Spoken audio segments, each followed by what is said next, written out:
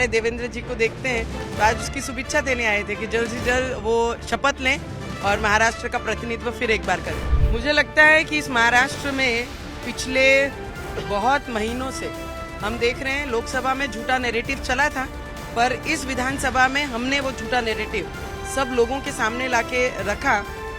राहुल गांधी जी ने इस बार भी बहुत कोशिश की झूठा हाथ में लाल संविधान लेकर लोगों को बहकाने की, पर हमारा महाराष्ट्र है एक बार झूठ में आ गया था, दूसरी बार ऐसी झूठ को पटकनी दी कि मैदान भी नहीं उनके पास। के साथ भाजपा की पूर्व सांसद हैं जो सागर बंगले पे आई थी देवेंद्र फडणवीस जी से मुलाकात करने के लिए, उनसे बात करते हैं। मैम, आप यहाँ पर आई, जिस तरीके का आपका वीडियो देखा हमने डांस करते हुए, काफी ज्यादा खुश आप दिखाई दे रही थी, क्या कहने के लिए आई थी देवेंद्र फडणवीस जी से? उनको अभिनंदन करने आई थी, क्योंकि जो विश्वास उन्होंने हम जैसे कार्यकर्ताओं के मन में निर्माण किया था कि हम लड़ेंगे और ये महाराष्ट्र फिर एक बार हम जीतेंगे, और वो जीत होने के बाद जो मुखिया रहते हैं उनको आकर आने वाले भविष्य के लिए आज हम मुख्यमंत्री करके हम हमारे देवेंद्र जी को देखते हैं तो आज उसकी शुभेच्छा देने आए थे कि जल्द से जल्द वो शपथ लें और महाराष्ट्र का प्रतिनिधित्व फिर एक बार करें। लोकसभा के चुनाव में जिस तरीके के परिणाम आए थे, आप भी काफी अच्छी फाइट की है लेकिन आप हार गई, तो क्या वो जो जिस तरीके का एक मैंडेट था उसके अगेंस्ट इतनी बम्पर जीत आपने भी एक्सपेक्ट की थी, और क्या वजह आप देखती हैं कि इतनी बड़ी जीत मिली? मुझे लगता है कि इस महाराष्ट्र में पिछले बहुत महीनों से हम देख रहे हैं लोकसभा में झूठा नैरेटिव चला था, पर इस विधानसभा में हमने वो झूठा नैरेटिव सब लोगों के सामने लाके रखा। राहुल गांधी जी ने इस बार भी बहुत कोशिश की झूठा हाथ में लाल संविधान लेकर लोगों को बहकाने की, पर हमारा महाराष्ट्र है एक बार झूठ में आ गया था, दूसरी बार ऐसी झूठ को पटकनी दी कि मैदान भी नहीं उनके पास। पर बटेंगे तो कटेंगे, हम एक हैं तो सेफ हैं। आपको लगता है ये नारा जो है काम किया, और जो फतवे जारी किए गए मस्जिदों से उसको काउंटर करने के लिए हिंदू वोट एकजुट हो गया? वो फतवा निकालते हैं, हम विनती करते हैं।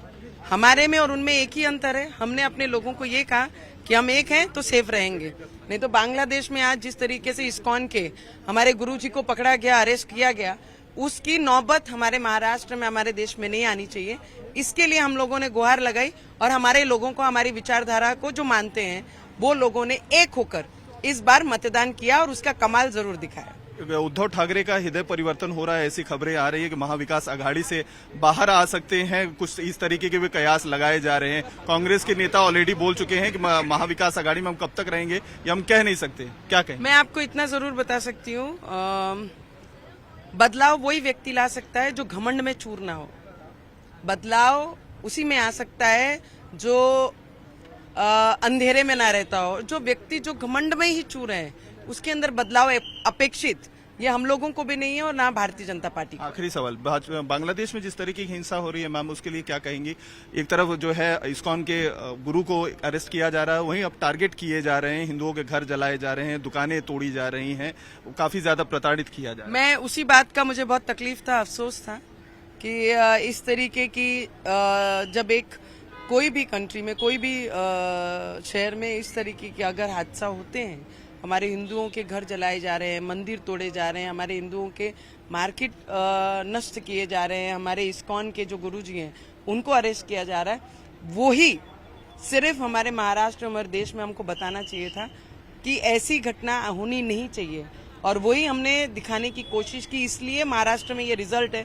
तो मुझे लगता है बांग्लादेश को भी ये समझना चाहिए, अगर वो उधर वहां अत्याचार करेंगे तो आने वाले समय में यहाँ पर भी उनके साथ वही होगा जो जैसे वो हमारे लोगों के साथ। राहुल गांधी और विपक्ष कुछ बोल नहीं रहा है संसद में, इसके ऊपर टिप्पणी नहीं कर रहे हैं अभी तक। उनको मतों से प्यार है और हमको लोगों से प्यार है, हमारे में और उनमें फर्क है।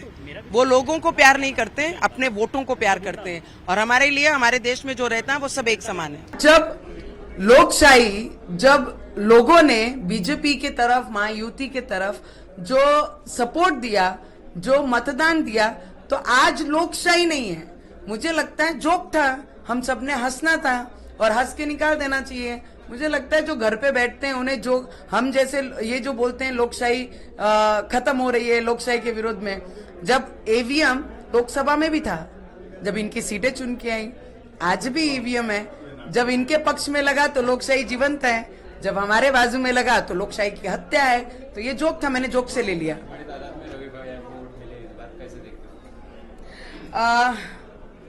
बहुत आनंद है एक वाइफ होने के नाते।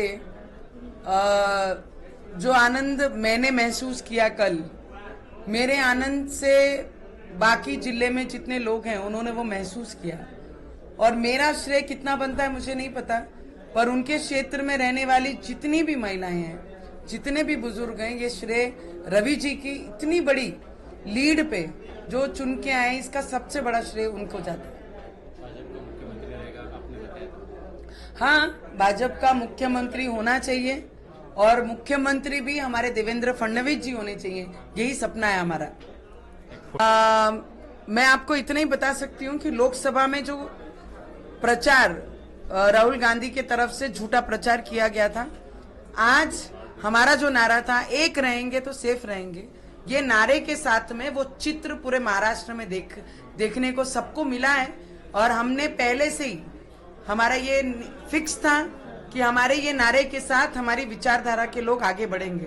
और ये चित्र देख के बड़ा आनंद हो रहा है कि मैं कुछ मतों से मेरे लोकसभा क्षेत्र में पीछे रह गई, पर आज उससे कई ज्यादा मतों से हमारे सभी एमएलए यहाँ पर चुन के आए।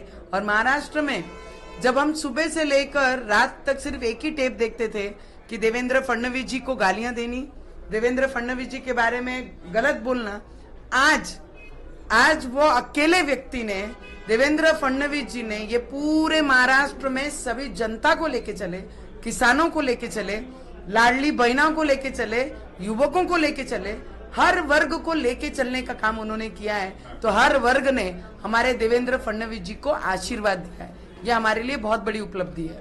2 बड़े नेता साफ कर दिए जिले में मुझे लगता है नेता बड़ा छोटा मुझे नहीं पता, पर विचार होने बहुत जरूरी है। हम जिस भी पार्टी के साथ, पक्ष के साथ रहते हैं, वो पक्ष के साथ हमने ईमानदारी रखनी चाहिए। और कई बेईमानों ने हमारे जिले में लोकसभा में बेईमानी की, तो मुझे लगता है जिन्होंने बेईमानी की उनकी जगह, उनको एक्चुअली जो बड़ा है वो हमारा मतदार है, वो मतदारों ने उनकी जगह उन्हें दिखा दी है। और बच्चू कडू भाऊ के बारे में मैं इतना ही बोल सकती हूँ, हमारे दादा है, बड़े हैं, कि उन्होंने बोलना कम करना चाहिए, किसी का अपमान कम करना चाहिए, गालियां गलौज से जो बात करते हैं वो कम करना चाहिए, अधिकारियों के ऊपर हाथ उठाना जो करते थे वो चिढ़ लोगों में थी, वो कम करना चाहिए। किसी के भी यहाँ पर जाकर कुछ भी किसी का अपमान शब्द बोलना वो कम करना चाहिए।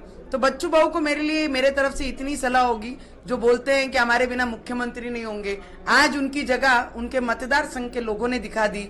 जो जिस थाली में खाता है, अगर उस थाली में छेद करता है तो उसकी जगह आज घर पे ही है।